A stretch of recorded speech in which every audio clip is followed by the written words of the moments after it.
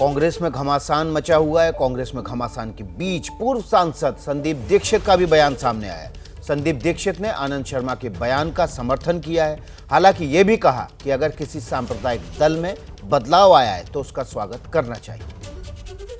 बहुत से अब ऐसे संस्था या दल हैं जो किसी ज़माने में घोर सांप्रदायिकता में घिरे रहे होंगे या एक कट्टर विचार के साथ वो लोग जुड़े होंगे, उनमें भी बदलाव आ रहा है। एक जैसे शिवसेना की बात है, शिवसेना एक बिल्कुल दूसरी तरीके से सोचती देखती थी। आज की शिवसेना तब की शिवसेना में कोई सामंजस्य नहीं है, उसमें भी बदलाव आया है।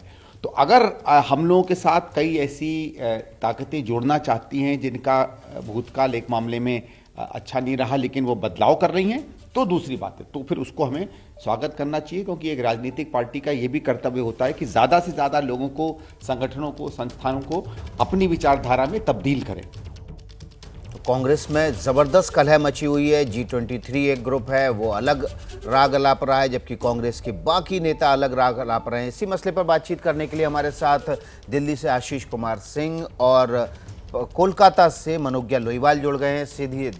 सीधे आशीष का रुख कर लेते हैं। आशीष, ये रात जो है, जो कलह है, इसकी असली वजह क्या है? देखिए, असली वजह आप कह सकते हैं कल जो कुछ हुआ है विकास, उसके बाद कि अब ये पार्टी दो हिस्सों में बंट गई है। और मुख्य वजह है कि एक तरह से हम कह सकते हैं it's a war against Rahul Gandhi या गांधी फैमिली आप कह लीजिए।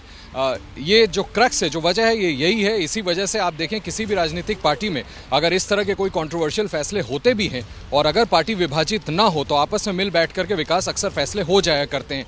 पहली बार ये देखा जा रहा है कि एक पक्ष कह रहा है कि इस तरह का अलायंस करना था तो आपको वर्किंग कमेटी में फैसला करना चाहिए था, और उसके बाद अधीर रंजन चौधरी ने जो कुछ मुझसे आनंद शर्मा के बारे में कहा वो आपने दर्शकों को सुनवाया।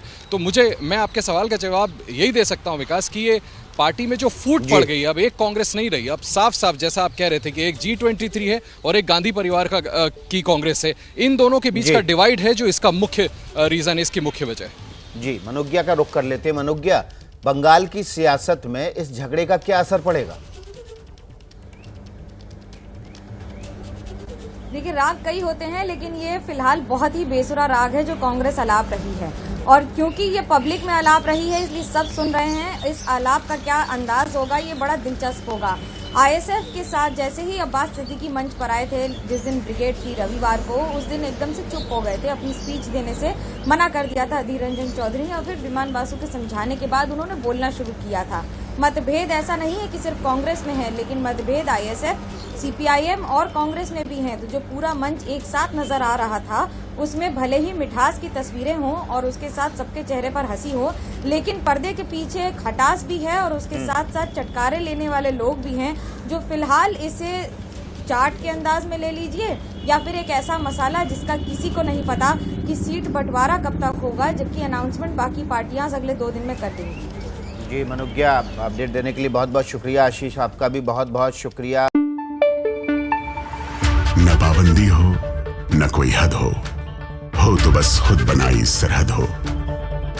ये मुहिम है परतों में छिपे हर सच की तलाश की, सियासत पर रखी पैनी नजर और आंख की, खबरों की दुनिया में एक जिम्मेदार आवाज की, जुर्म और जुल्म के खिलाफ हर बेबस के लिए इंसाफ की। जब कोई हद नहीं इंसानियत के लिए जज्बात की, जब कोई हद नहीं खुशियों और ख्वाब की, तब कोई हद क्यों हो नए नजरिए और बदलाव की। तोड़ के हदों के ताले नए सपनों को पाले, बांधे सबको एक धागे, आपको रखे आगे। ABP news.